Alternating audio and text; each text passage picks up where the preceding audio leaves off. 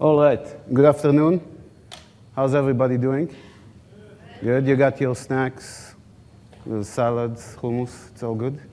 All right, my name is Nir. I'm one of the product managers on Azure Functions and on our serverless platform, Azure Functions, Logic Apps, and Event Grid. This afternoon we'll have a very challenging session. There's myself and there's a magnificent 7 list of other presenters that are going to do demos and tell us about real use cases. So I'll try and keep my remarks to a minimum. These are a nice set of other serverless sessions we're going to have. So if this session sucks, there's always the other ones. You can try those. Cool, so how many people in the room think they know what serverless is and used it? Okay, so what is serverless? You got it? Very clever slide? No? Okay. So who has seen these slides? Okay, so that's good. So if you compare cloud computing to transportation, when we started moving to the cloud, it's sort of like buying a car. We bought an IaaS machine from our cloud provider, but we still owned it. So we still had to make sure that the OS, where the analogy of our components of our car, is maintained. And we paid for the car even when it was in the parking lot. Then came platform as a service. That's more like renting a car, right? You didn't have to maintain, you didn't have to change the oil, you didn't have to do service, but you still paid for it when it was in the parking lot. When your code was not running, you were still paying for CPU, which is great business for us, not complaining. However, then came serverless.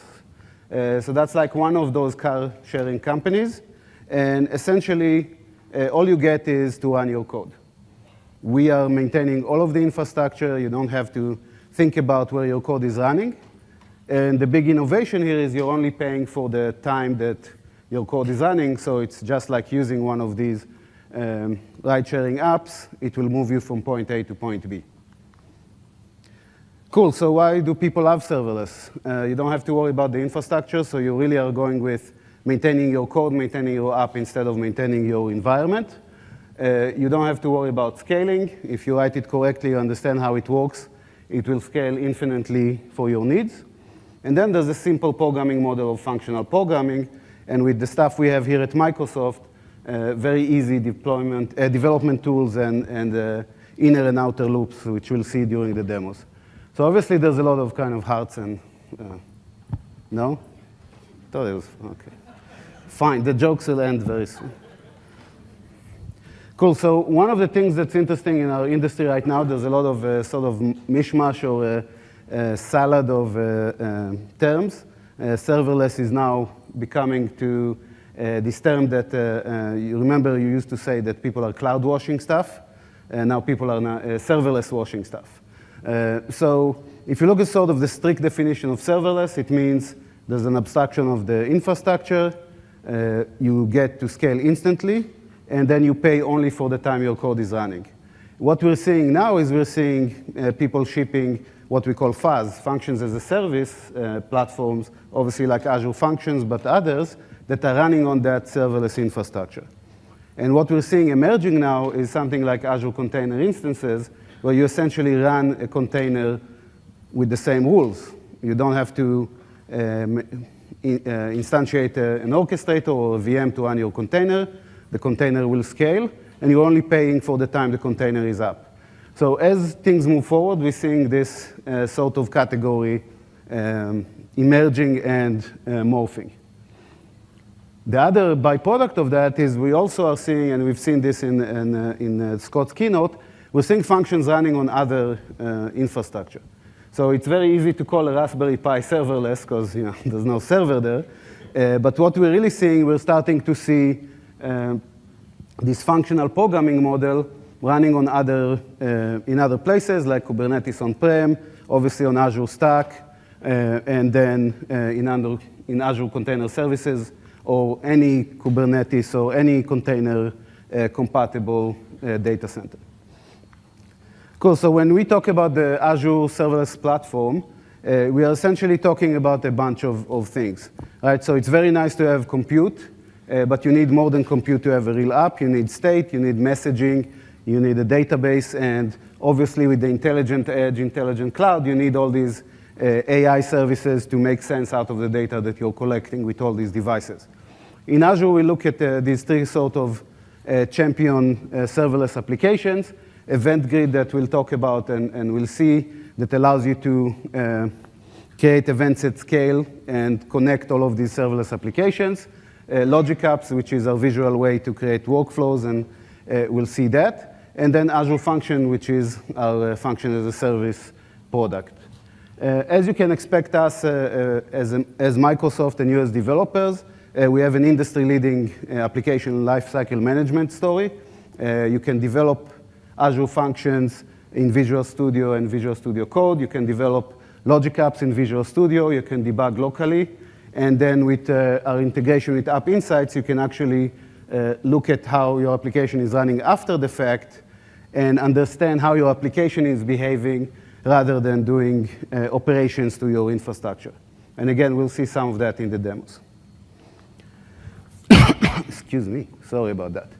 That was not a joke. I won't spend too much time on this slide. You're going to see the variations of this slide for the rest of this presentation, and you'll get tired of it. But these are basically just the sort of canonical use cases of how our customers are using the serverless technologies. And during the presentations, we'll try to go through examples of all of them. Cool, so until now, I haven't told you what's new in serverless. And as you know, to create these presentations, you have to come up with this really, for lack of a better term, stupid scenario where you try to tie it all together and have sort of a demo. So we're introducing nirsbumperstickers.com. It's a very exciting endeavor that myself and the team have come up with. And essentially what we're trying to do is be a data-driven bumper sticker business, right? So we're going to go and collect all the bumper stickers from all the cars that we see on the bridge in 520. We're going to find what are the most common words in there. And then our crack team in marketing is going to create the ultimate bumper sticker that will immediately sell. We already signed the term sheet, and we raised $50 million for this company. So it's very exciting. That will be my last day at Microsoft. Probably not. So to start with that, we need to go with the IoT piece, right? So as you've seen in the keynote, we are able to run some of our serverless platform on IoT devices. And to tell us more about that and announce some new stuff, I'll welcome Savari to the stage.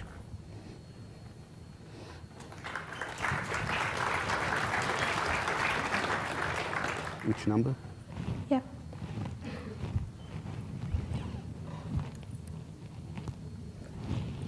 Thank you, Nir.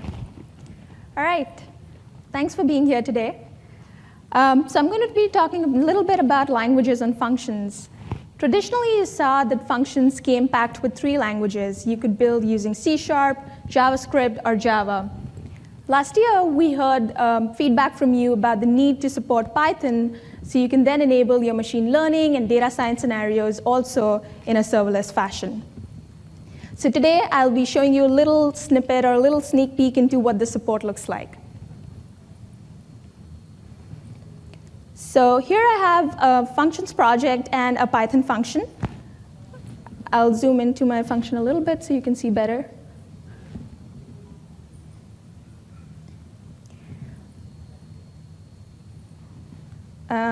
Sorry. Here.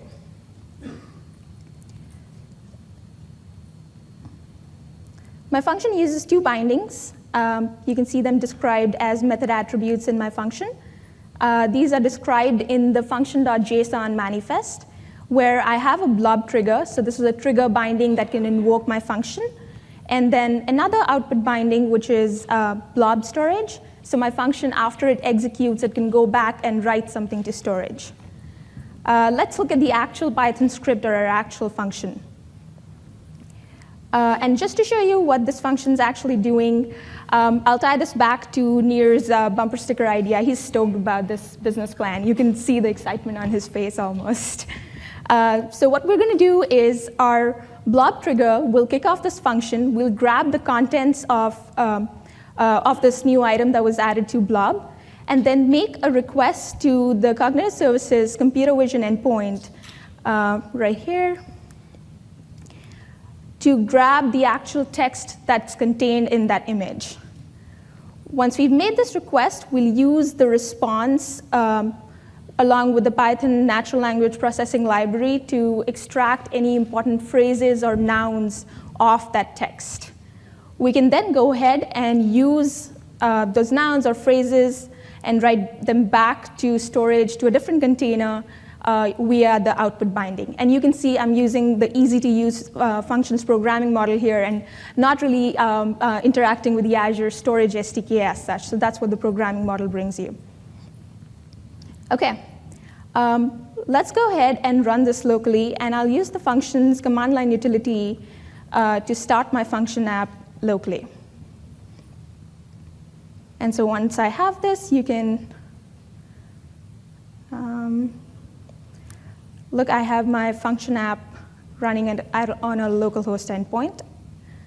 To actually run this, I need to kick off my trigger, which will be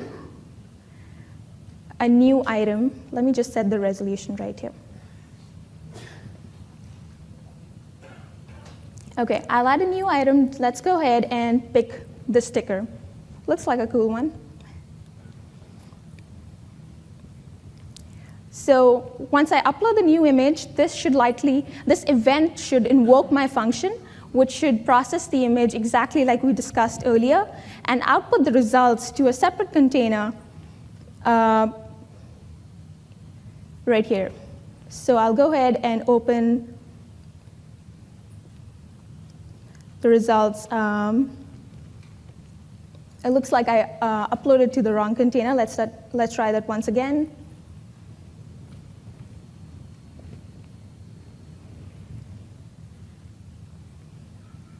And this should produce a TXT file with the results, which is the actual contents of, or the text or the contents of my image. Right here.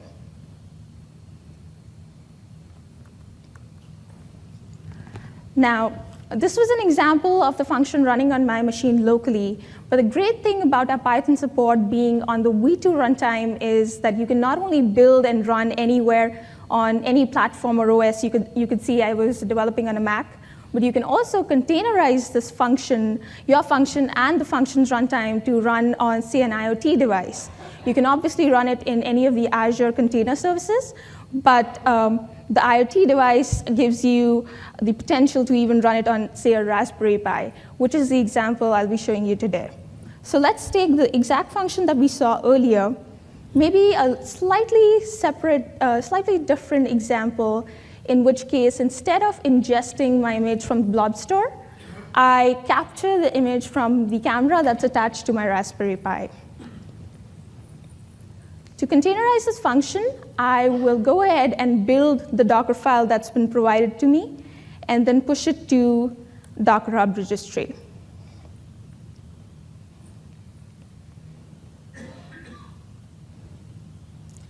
Once I've got it on Docker Hub, I will switch over to my Pi right here.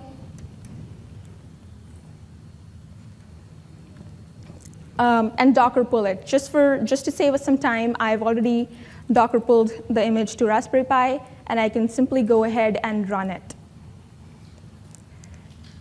And so what this will do is it'll kickstart the container that contains the function's runtime, the Python language worker, and finally your function app or your Python code. Let's give it a few minutes here.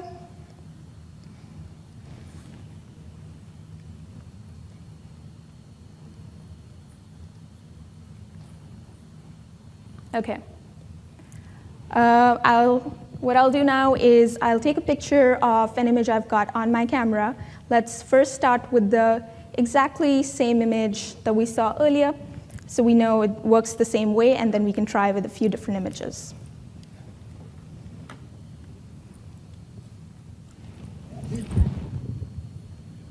Yeah.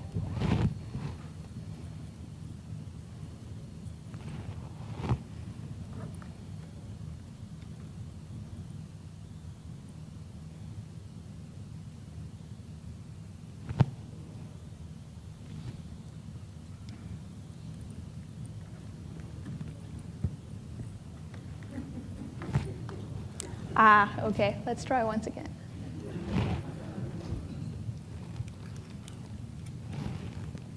If only I can hold this right.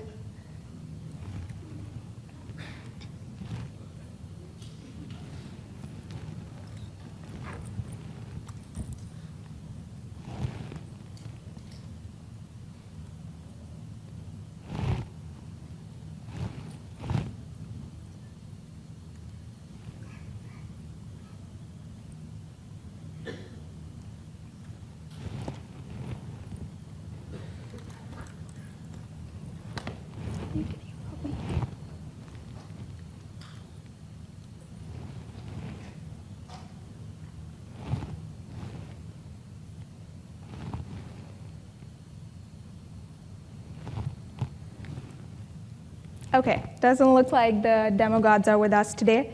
But I'll set this aside, and you get the basic idea, which is other than being able to run your function on Azure or in the cloud, you can also containerize it and run it in your local environment on an IoT device or a different environment, if you will.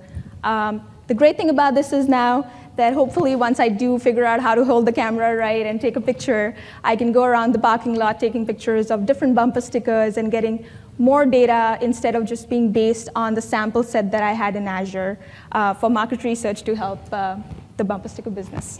Thank you.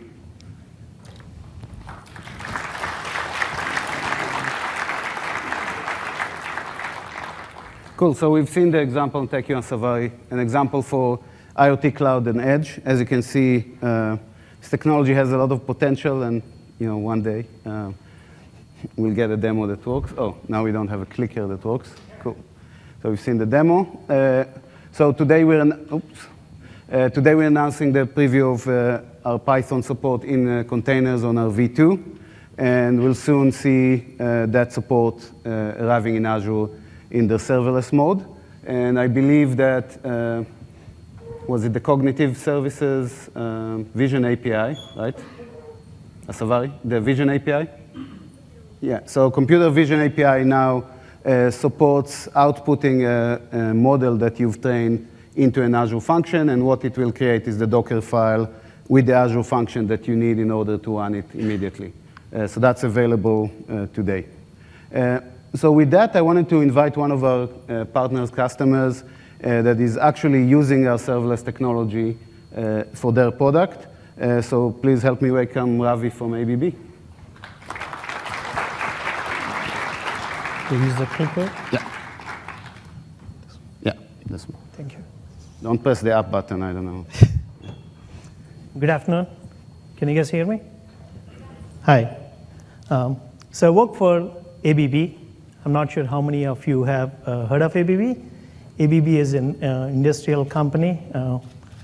We're sort of like GE or Siemens that you have heard. So ABB deals with different kinds of business units. We deal with industrial automation technologies. We also work on robotics, electrification products, power grids, and things like that. So ABB is pretty well known in Europe. We do have around 35,000 employees in North America. We recently acquired GE Industrial Solutions as well. So we have around $35 billion revenue, around 135,000 people work for our company. So before I get into how we use the serverless technologies within ABB, I wanted to tell you how we are working on building a digital platform within ABB, right? So we have, as I told you, we deal with a lot of business units, and we have different kinds of devices that we build. Some of them are robots, drives, motors, or even the ships. A lot of cruise ships have propulsion engines that they run. We also build the electrical vehicle chargers as well. So what we wanted to do was build a very generic platform using which we could collect data from our devices and using which we could run machine learning or models, things like that, so that we can build some value-add solutions on top of the data, right? For example, we wanted to know before the devices fail. We wanted to make sure that we can notify the customers that their equipment is up for maintenance so that they don't have to stop their production in the factory, right? So things like, so how do we do all of this? So we wanted to build a platform to a digital platform to collect the data from the devices. And not all the devices are greenfield devices that can connect to the internet. So we also wanted to be where we could actually have an edge gateway that could connect to the devices using any protocols that are supported, like Modbus or OPC or things like that. Anyway, long story short, so we have this cloud technology that we're focusing on, where we have one ingestion pipeline and for which we use IoT Hub. And once we get the data in from the devices, we wanted to store them securely and do certain kinds of analysis on the data. So if you can see the picture, I'm not sure how clear it is. As you can see on the left-hand side, you have the IoT Hub, which is our ingestion layer where we get the data from our devices, which securely connect to the hub using digital certificate authentication. And then they also upload the files using the IoT Hub storage that is associated with the IoT Hub. So once we get the data in, what do you want to do with the data? We want to validate the data, because your data is as good as the valid data. If you get garbage in, then it's garbage out. There's not much you can do with respect to data analysis. So this is where we use functions to validate the incoming data based on the schema that we already said this device is going to produce the data for. And we also do some kind of payload routing. So we know when the data comes in, we want to store it for some kind of analysis, which means we send it to separate storage, versus we want to use it for kind of like a hot path, where you want to make it available for the web applications. There you have a real-time updates that are happening. In addition to that, we also use the functions where from our backend, which is where our UI is, where people can send the command back to close the loop to the devices. Let's say you want to tell your device to update its firmware. Also send the location of the firmware so that the device can actually download the firmware and update itself. So we use it for the command and control as well. In addition to that, we also use the functions where we upload the files from the devices. For example, this bumper sticker kind of things, where you can actually take a picture of your equipment and then upload it from the device itself to the cloud. So when we get the file, it just lands in a generic IoT Hub storage. What we would like to do is take it and associate it with the actual device itself. So if you want to take a look at the web UI, you find a particular device. Let's say in this case it is a robot or a propulsion engine. Then you say, okay, this picture that I took is associated with so-and-so device.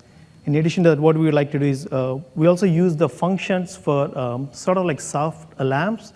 So for example, let's say the operating temperature for a particular device is anywhere between 20 to 45 degrees. And if it goes beyond that, you want to detect that condition and raise an alarm. So we use all of this, functions for all of these use cases.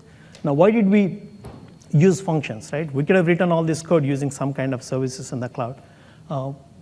Obviously, speed and agility, right? Because we didn't want to build a service and worry about the infrastructure. We want to focus on the business use cases rather than implementing the infrastructure to handle how to scale and things like this. So that is one of the first benefit for using functions, and also polyglot nature, right? Because we have developers that work on C# or Node.js or Java, so it gives us choices of using the right language.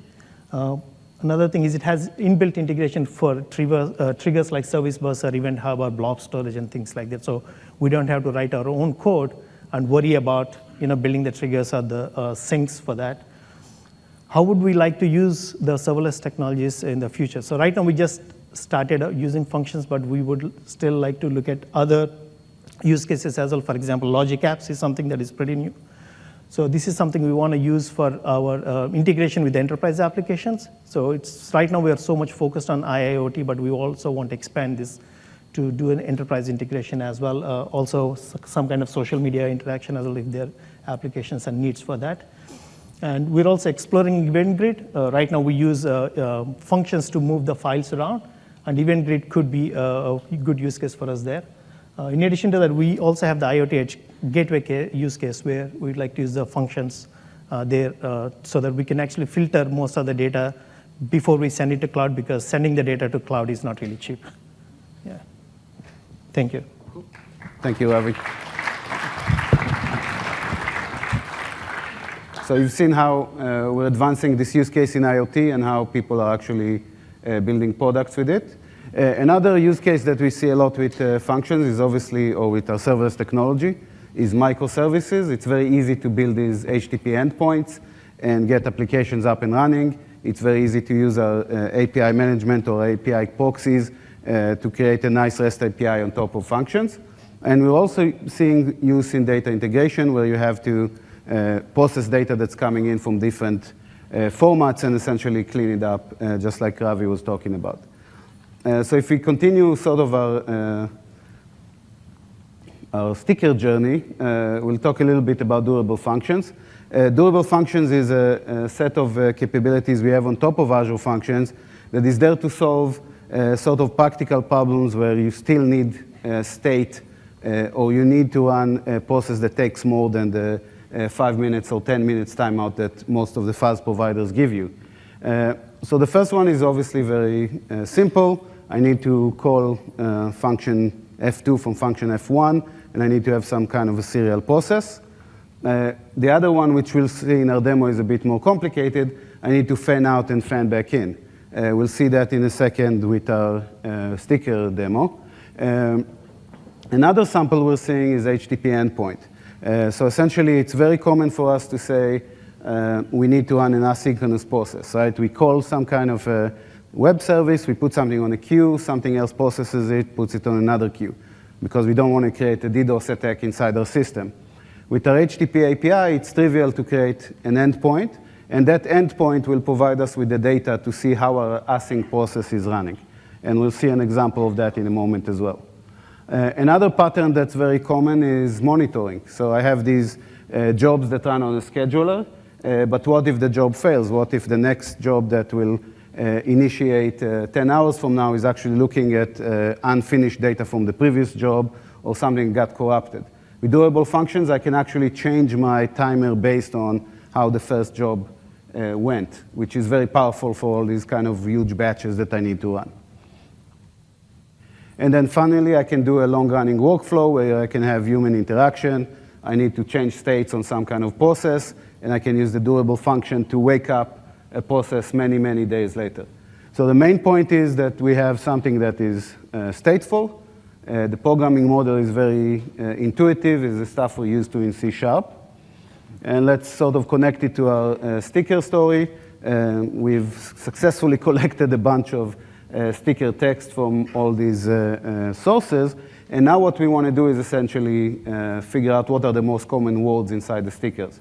So that calls for the very classic pattern by now of MapReduce, right? We have to open all these files, gather all the words, and count which are the most popular. So for that, Katy is here on stage to tell us a little bit more about durable functions. Okay, great. Thank you, Nir. Which is the button to switch over to my machine? Which one? Which button switches over to my machine? 7. 7. Perfect. All right. Well, thank you all for coming. So what I am showing you today is the next step in our demo. Now that the part of Asavri's demo, where she has pulled all the visual data out of the bumper stickers, translated it into text, pulled out the relevant phrases, and put that up into blob storage, we're going to take that and we're going to analyze it. And we're just going to see what is the most popular, what are, say, the top 10, 15 most popular words that we're seeing on our sample data of bumper stickers. And so to do that, we need to go through each file, look at what's in each file, and take up a count of the words. Doing that sequentially is going to take a while. If I have 10,000 files and I want to open them all one by one, that's going to take me a long time. So here is a good use case for durable functions. What we're going to do is use what Nir referred to as the fan out, fan in pattern. And you can see I'm in Visual Studio right here, developing locally. And I'm using a very familiar API. I'm using the Task Framework API to schedule each one of those file openings as a task. So we'll take an activity function. That activity function will open up the file name that it's given, and it will pass that data back to the orchestrator, and it will become part of the local state. We can aggregate that and use We can use task.whenAll to wait on all those tasks. When they complete, we can take that total all of the data from all of the files and run it through a function to calculate which words are the most common out of those, and then output that. So in this local test, because as much as I love my Surface Book, it is maybe not quite up to 10,000 files or so, I'm going to run this on a test case of 10 files. So let's start this up. You can see I've got a breakpoint here. So when we hit this line, we'll be able to breakpoint into Visual Studio. You have that experience as part of developing durable functions locally, the same way that you have for developing any other type of Azure function.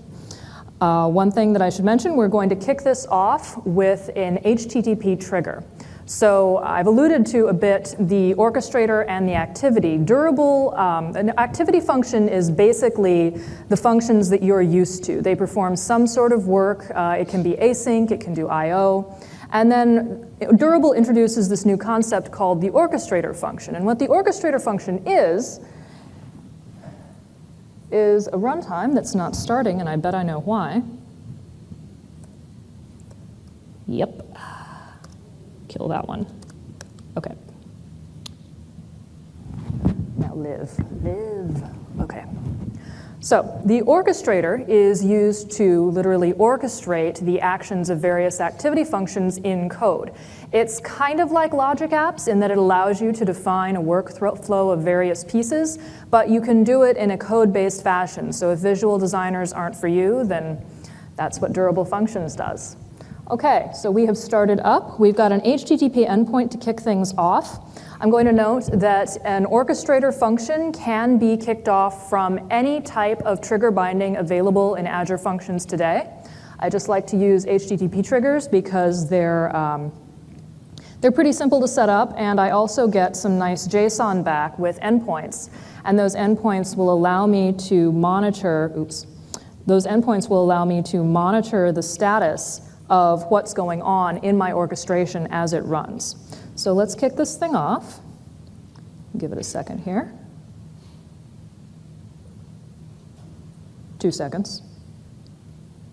5 seconds. There we go.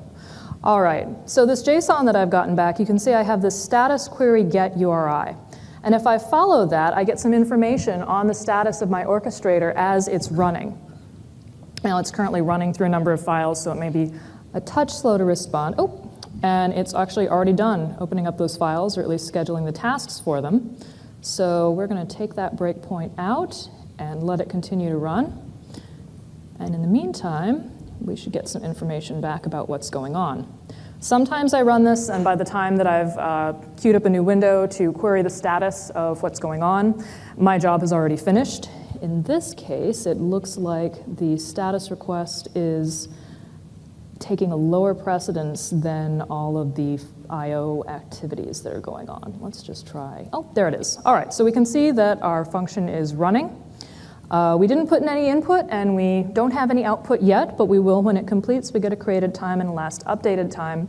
And I'm actually running on a slightly outdated version of the extension, because in the general availability release, which is one of the things that we are announcing, is the general availability of durable functions, I can also add in a custom status to give me more information about what my orchestrator is doing as it runs. Let's check in on this again. There we go. Okay, so we can see we've gotten some words here from my sample data, and it looks like there were a couple of actual image files in there that it doesn't know what to do with. But you can see that I've got the words other, car, my, Azure. Not even going to try to pronounce that. Microsoft, is, of, and baby. So that's doing that locally.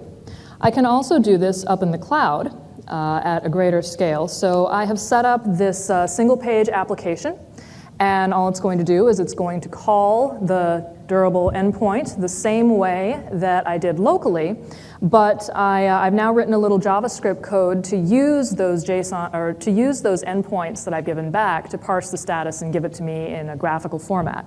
So let's run this off, and we can give it a second, and there we go. It's pending, and now we'll start to see the history appear.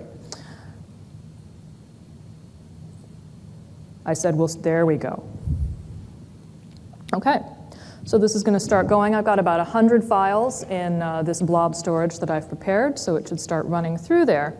And at the end of this, when everything is done, I will have written out a text file into this container, most used words, that will kick off a portion of the demo to happen later in the talk. So we can see that I can use durable functions to develop locally. I can use it for more complex workflow patterns to find things in code. And I can perform things at scale. Nir? Great. Thank you so much. Thank you.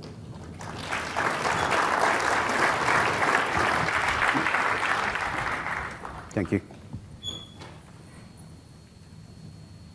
5. Yeah. 5? This is the one that says PPT. Oh, sorry. Well, that would make sense. Yeah, you know.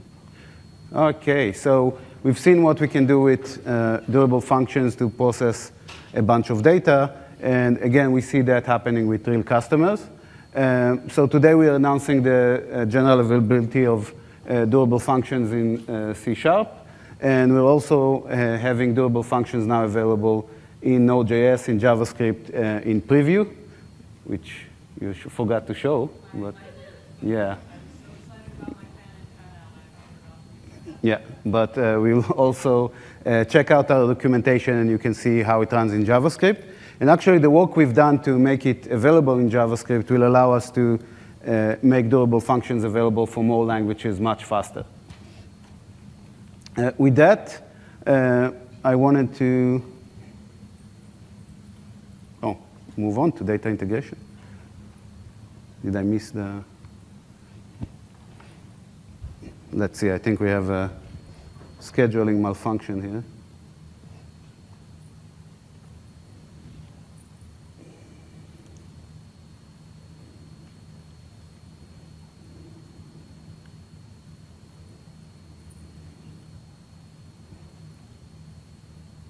Oh, okay. Cool, so we'll do the logic apps, and then but just a second. You can come up, John. All right. We'll just switch, yeah.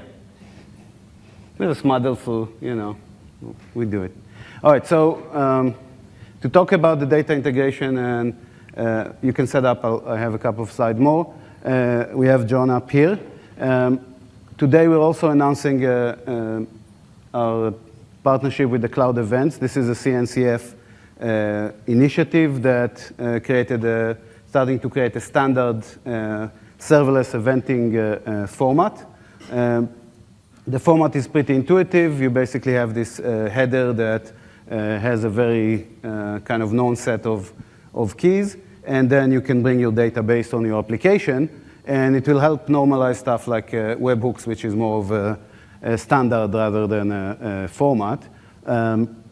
There's many companies that are involved in this, so it's going to be supported by some of our partners. And then everything you see right now is the providers inside Azure that already support this format to Event Grid. So we have a bunch of stuff that you sort of get for free, as well as other products that can use the Cloud Event format and use Event Grid to essentially send messages with high throughput and with high reliability and be consumed by these serverless processors. And with that, let's figure out where we are in our sticker odyssey. So now that we have the words, we know what are the most popular words. And now we have to kick off some workflows to figure out how to actually produce stickers out of those. So with that, I'll hand it to Jon. OK, thanks.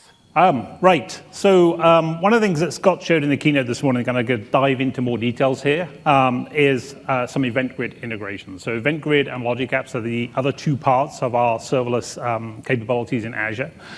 Scott showed it in Slideware because we only finished it on Friday, and he asked for the slides on Thursday. So I'm going to show you like new bits that are literally just released over the weekend. It's still rolling out globally, so it's in all the North American regions. But let's sort of start at the beginning. So here I am just in the Azure portal. I have three things here. I have the storage account, which Katy was writing files to as she processed all these bumper stickers. This massively parallel job where she can handle thousands of bumper stickers. So now I want to kind of consume that and do something with it. And if you notice on the slide, there are two things that I'm going to do with this. I'm going to visualize it. I'm going to push all this data to Power BI, and I have a nice blank Power BI dashboard here with nothing on it other than a beautiful background. And I'm going to take the file that Katy generated and process over every single one of the words in that file, send it to Power BI using a streaming data set using Logic Apps. And I'm also going to, if I detect any words that I don't like in that stream, I'm going to use some of our other cognitive services, the content moderator, and push that out to my team site.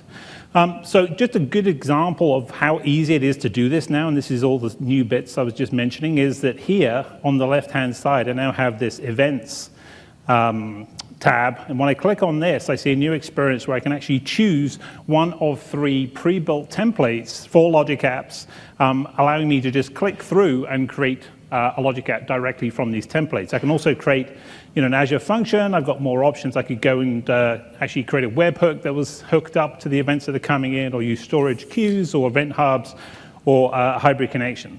So in this case, I'm just going to take this one here. When a new blob is uploaded, it seems appropriate because that's exactly what Katy has been doing.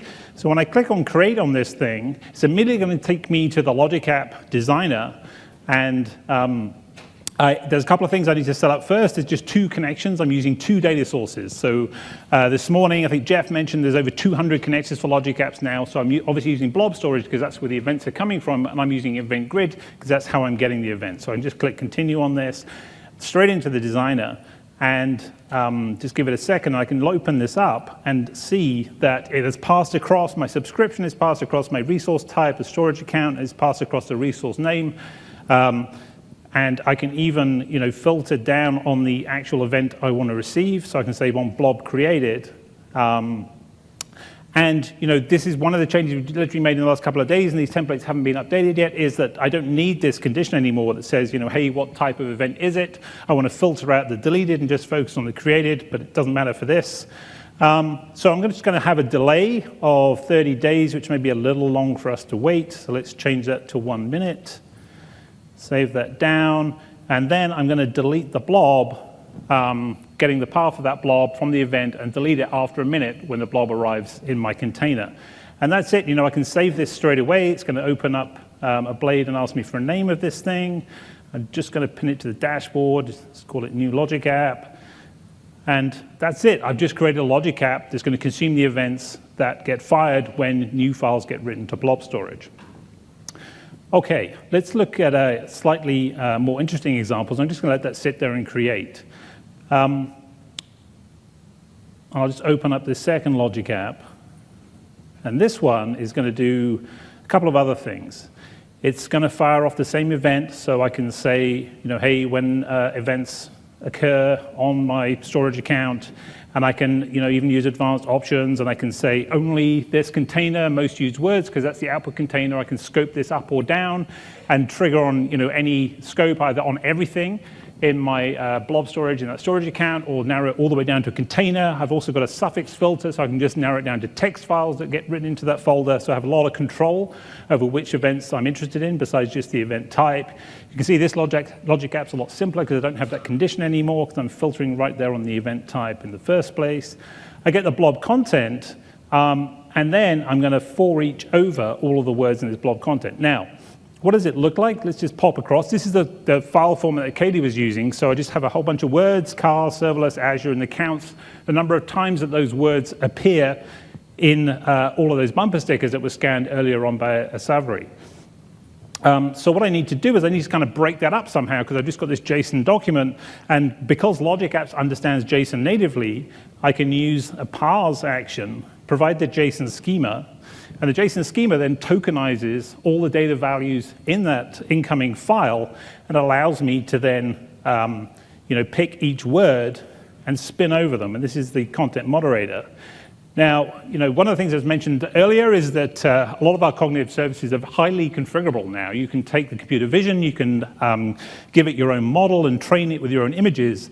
And the content moderator allows similar control. So here I'm using a custom list ID, and I can specify the actual terms that I want to filter out as words that I'm not interested in. This is kind of called the profanity filter, instead of using some profanity here, which would be hilarious, right? But I do work for Microsoft and intend to do so tomorrow.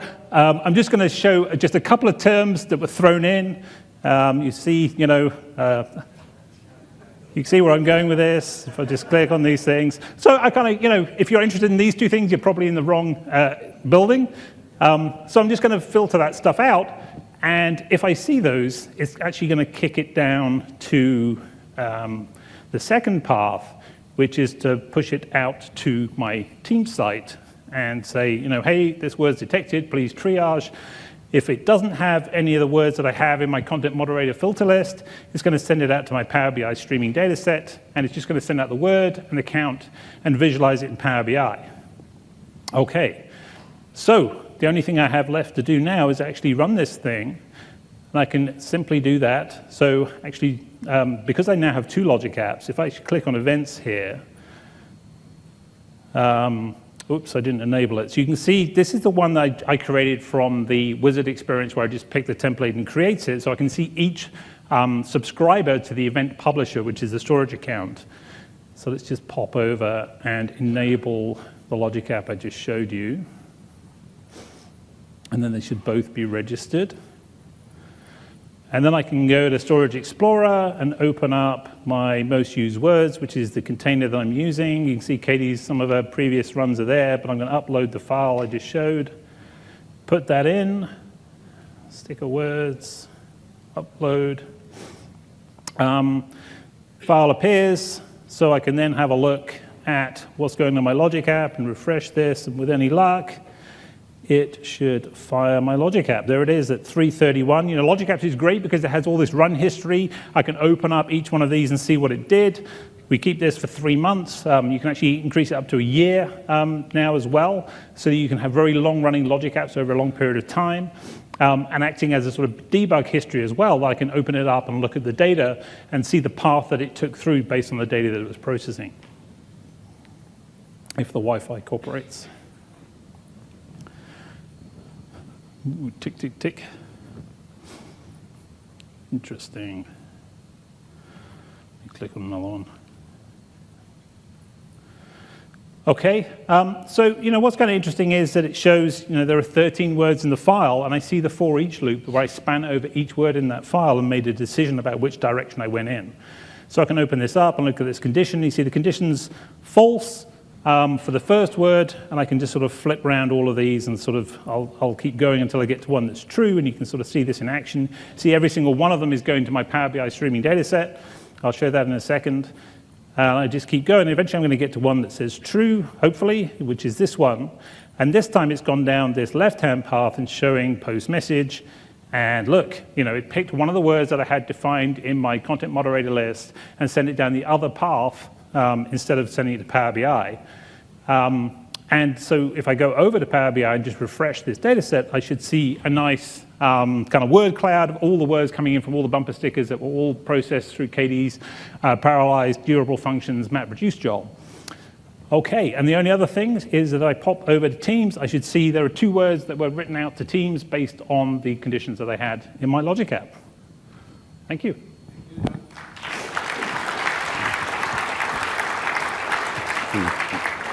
Jeff is next.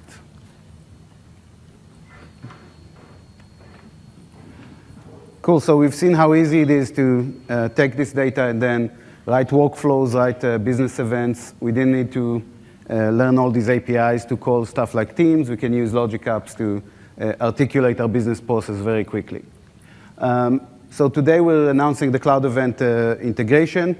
It's over there in the CNCF website, and EventGrid is one of the first providers to support it. And then you've seen the new UX that allows you to create events on your storage accounts and consume them directly into Logic apps or functions or other things like containers or webhooks. With that, we wanted to bring up Vikas from Starbucks to tell us a little bit about how they're using our serverless platform to build their business processes. Thank you. There you go. Yeah. Cool. All right. Hi, I'm Vikas Vennavali. I'm the application developer. I'm from Starbucks Coffee Company, but my mind is kind of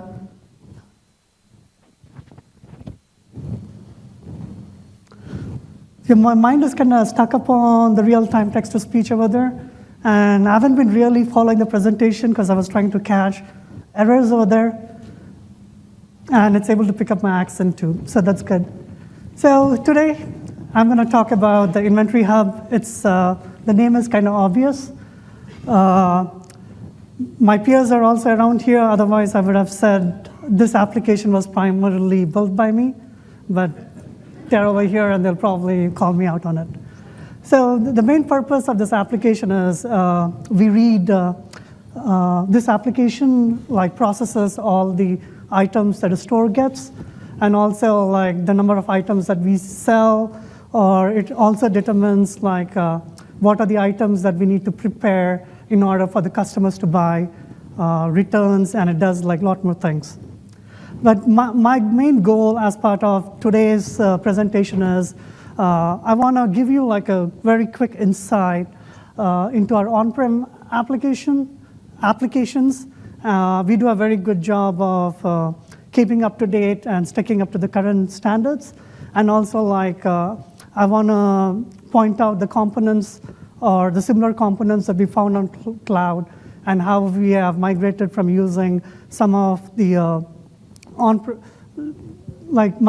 for example, I would give a very brief overview, and maybe you guys will get the gist.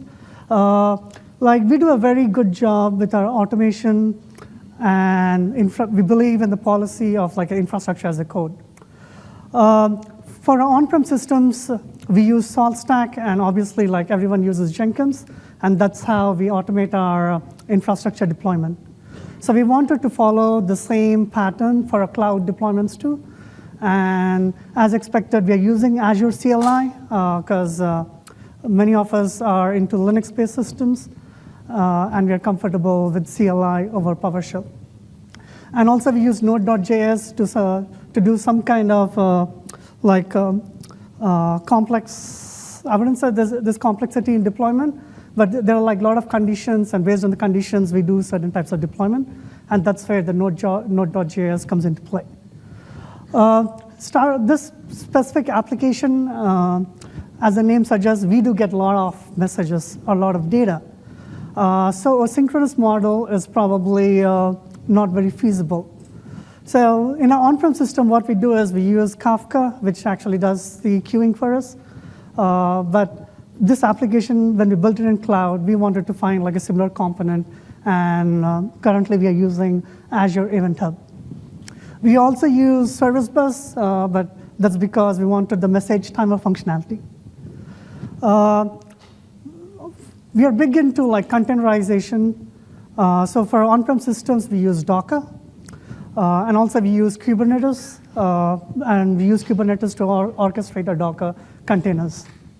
Initially, we started primarily using only Azure functions, but we came across the Azure container instances, and we immediately changed directions. One of the reasons why we changed directions is because we are a huge components of domain-driven design. We prefer and we believe in event-driven design too, and also we wanted to manage the distribution of the load too. So that is when we've decided, for our business scenario, using Azure container instances makes sense for this specific application. When it comes to the data store, for our on-prem system, we were using Postgres. As part of this project, we wanted to try the NoSQL world. So we were looking for a database which would suit our needs. We also wanted our database which could be which could be scaled easy, and it could be like accessible from anywhere globally.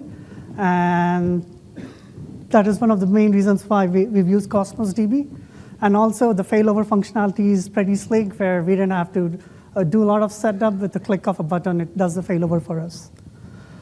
We do use Azure Functions too, but we primarily use Azure Functions to sync some of our on-prem data to the cloud. We did have some issues with, I wouldn't say issues. Initially, when we used Azure Functions, we were using HTTP triggers. But the amount of load that we had, we felt it's more appropriate to use Event Hub. So we kind of write the on-prem data to the Event Hub, and we have those event triggers, which is listening of these Azure functions. And in the end, we use Power BI, and it's a pretty neat tool that we're using. We use that to track variances. This is like a very brief architecture of our application. The ones on top is probably like it's our on-prem system feeding in data to the event hubs, and we write the data to the event hubs, and we have those Azure container instances. In the event hubs, we have like almost like 20 partitions, and we have these Azure container instances listening out of like a predefined set of partitions. And also we have the business logic, which does something when the messages do expire. And there you can see in the end, we are writing it to the Cosmos DB. We do have like an active and passive. So in case of like a global, like a major disaster, we do have something to rely upon. These are some of the issues. It did work really well for us. Just lately, we started getting this client timeout exceptions. So we added this retrial logic because we could get this client timeout exceptions because of like multiple reasons. One thing is the Cosmos DB, the request surges. Like for some reason, like running simple queries, sometimes it consumes lots of RUs, like Microsoft Azure portal suggests that we need to bump up our RUs. But at some point of time, like you feel that the amount that it wants us to bump up is probably like prohibitively expensive. But for the application that we built, it works really well. It's just that when we try to integrate with our BI platform, it does have some request unit surges. For the Azure functions, initially we had this issue with scaling with HTTP triggers, and we migrated to Event Hub. One of the main purposes that we wanted to achieve by migrating to cloud is because we did not want to be in a business of managing our servers, managing what versions they are on, running the upgrades. And we, like as a team, what we did was we primarily moved to PaaS, and we started using these serverless components, and it did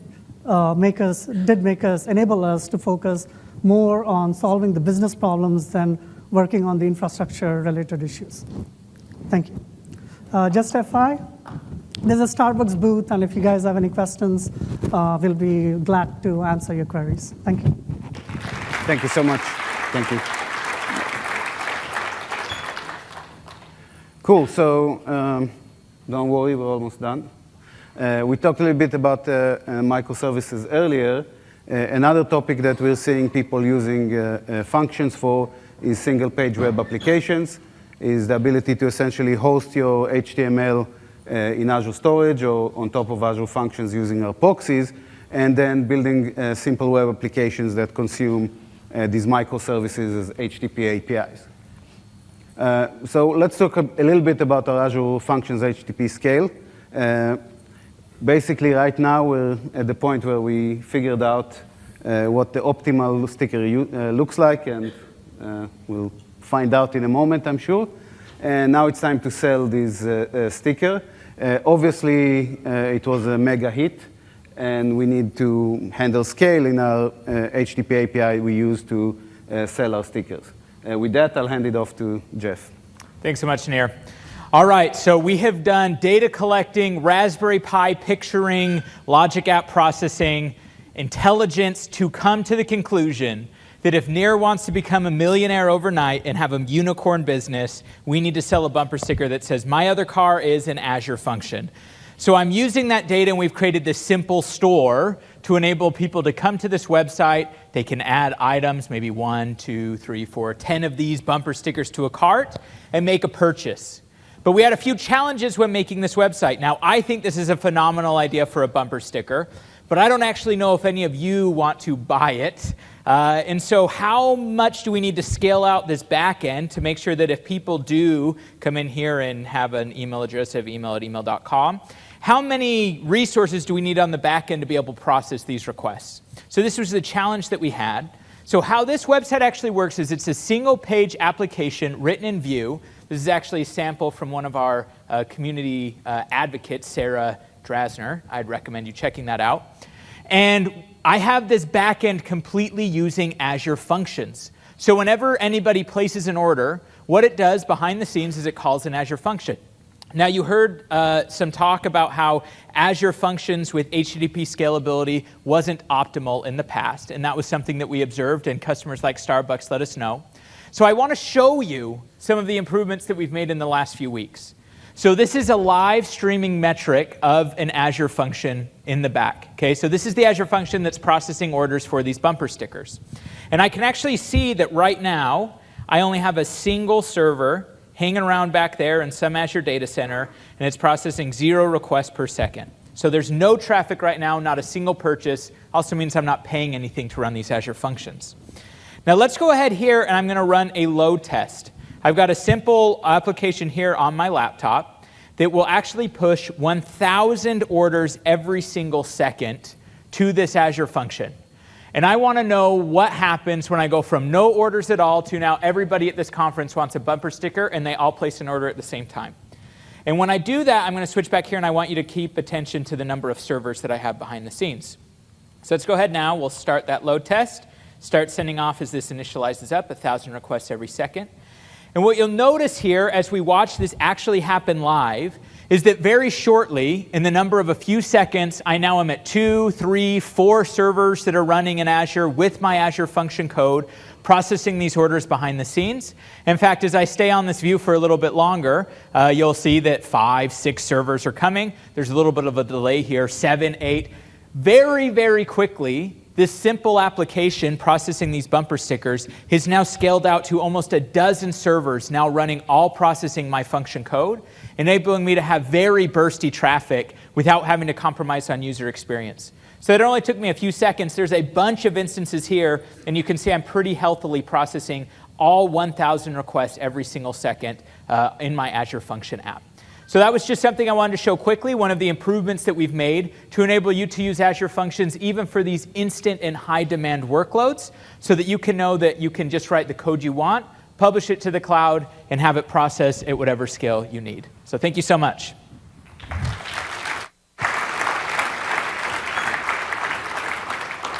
Thank you, Jeff.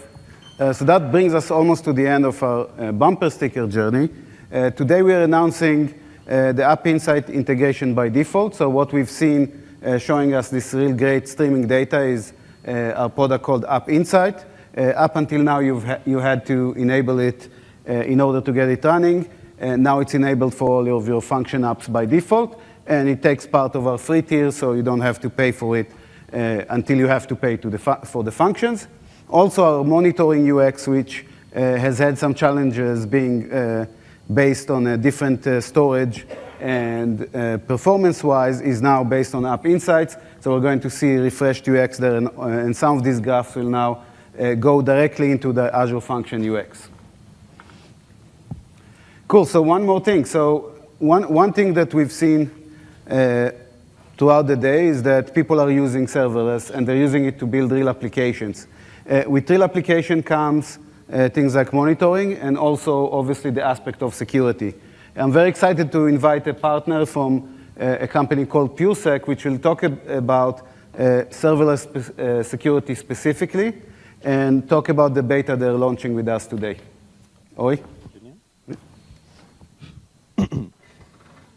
Which number? 6? 6, but starting with the slides. OK. Oh, good. Hi, so my name is Ory Segal. I'm the CTO and co-founder of Puresec, the company that develops the world's first serverless security runtime environment, and I'm here to talk to you about how you secure Nir's bumper sticker business from getting hacked. Let's start. So in general, when we're talking about serverless security, we are referring to application security. And in general, I'm sure you probably know that the function as a service provider, or the serverless provider, in this case, Microsoft Azure, is responsible for securing the underlying infrastructure, everything you've seen until now, from the regions, the availability zones, the locations, the compute, the database storage, and so forth. You are responsible for securing your own functions, your source code, which you obviously own, and that is where Puresec concentrates on. Now, if you think about serverless and serverless functions specifically, they are probably the least secure link in your chain. The reason is that up until today, you didn't really have any kind of serverless security solution, and we are unveiling it right now.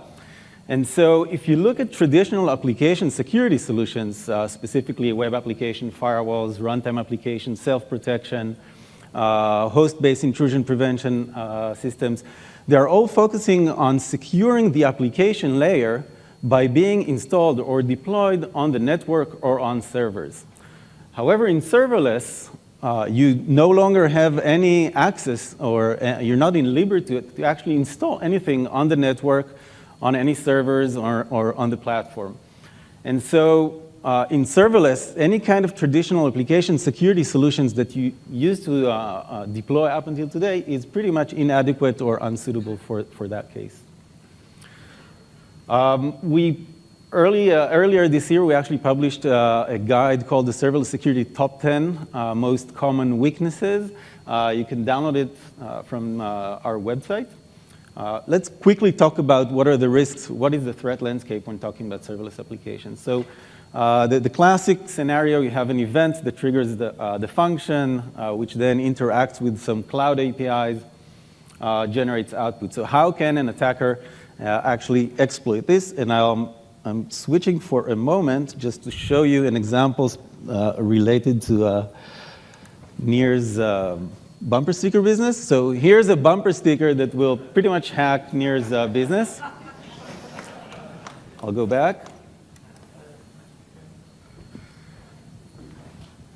And now let's be serious. So how can an attacker actually manipulate an application like that? So there are three ways. The first is to inject, as you've seen now in the bumper sticker example, to inject malicious data into the event data, any kind of field.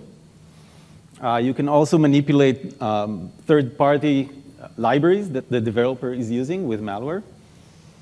Or you can compromise one of the other components, the cloud services like blob storage or something like that.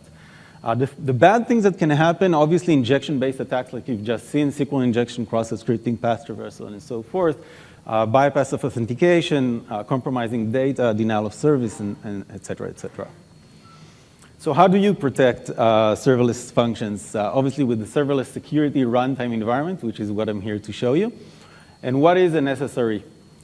So a necessary is a trusted, secure execution environment that allows you to make sure or give you confidence that the functions are really doing what they were designed and they were supposed to do.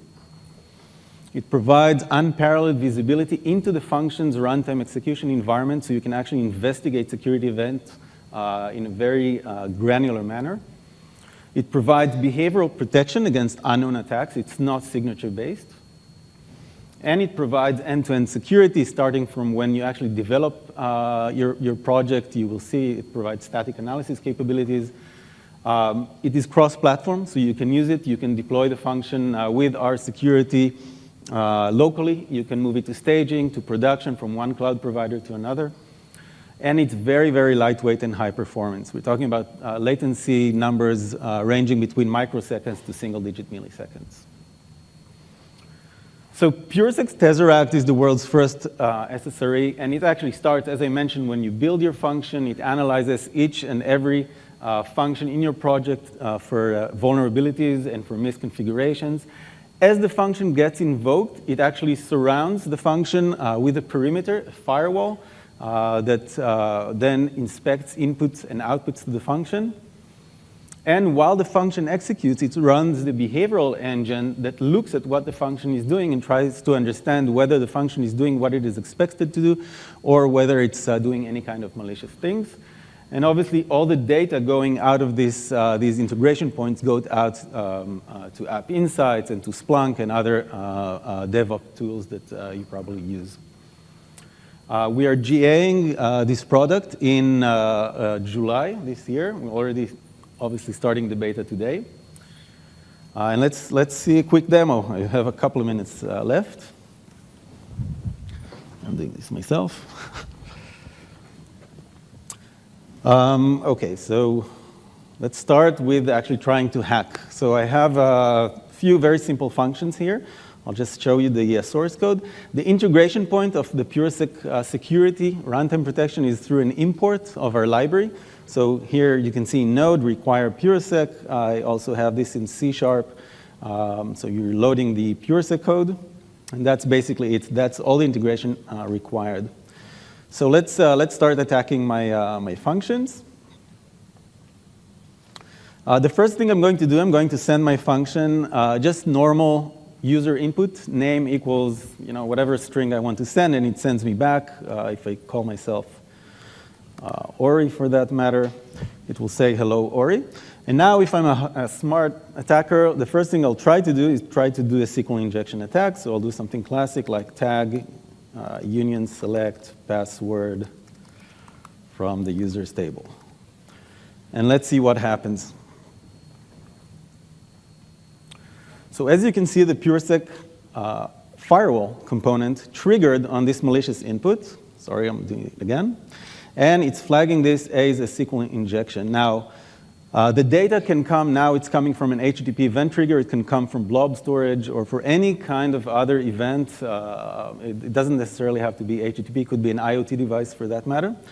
Now, if I'm an attacker and I understand that there's a firewall involved here, I'll try to manipulate the payload a little bit. So we'll try another classic one, or 1 equals 1. That's a classic blind SQL injection. We'll try to fool the Puresec firewall, and it still catches. I'll be a bit smarter than this, and I'll do something a bit more challenging for the firewall. So this is obviously Boolean tests that I'm running here, and it's still detecting the SQL injection.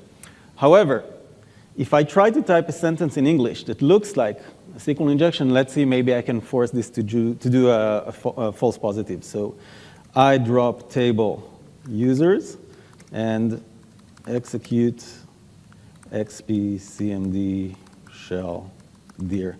All really, really bad words. Most web application firewalls would trigger on this. However, I can already tell you that the Puresec firewall really analyzes the input, understands the context, and will not trigger just because there are a few bad keywords in here. We can continue with some cross-site scripting. I already pre-prepared a payload here.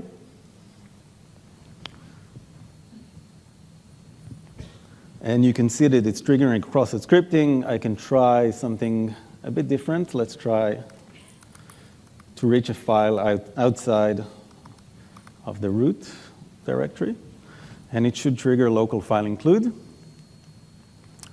And it does.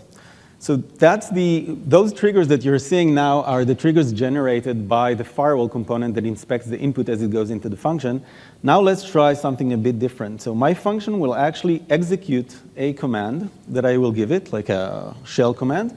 In the case of something legitimate, I'm going to run the vol command, which gives me the volume name of the drive.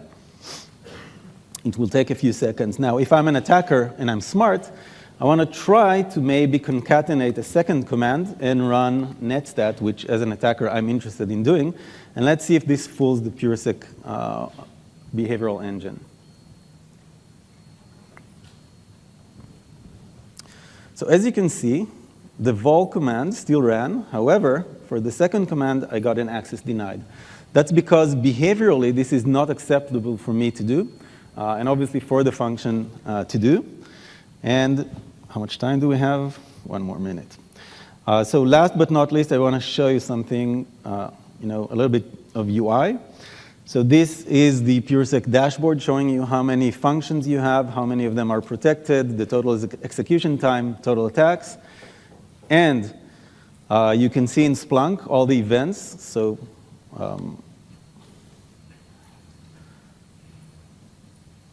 as you can see here, we're seeing all the firewall events, all the attempts to attack that I just did, a lot of behavioral information, execution environment data,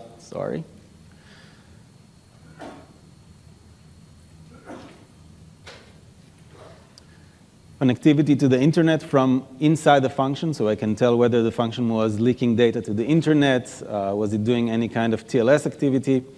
And last but not least, it will actually chart the connections and the interactions of the function during runtime. So you can see here, let me increase the size a little bit.